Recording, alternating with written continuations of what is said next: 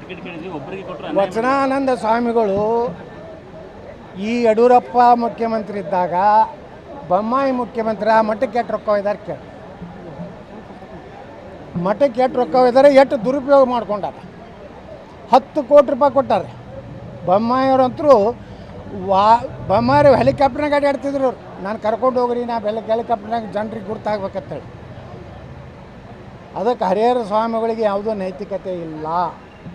BJP 16 ಕೋಟಿ ರೂಪಾಯಿ ಕೊಟ್ಟಿದೆ.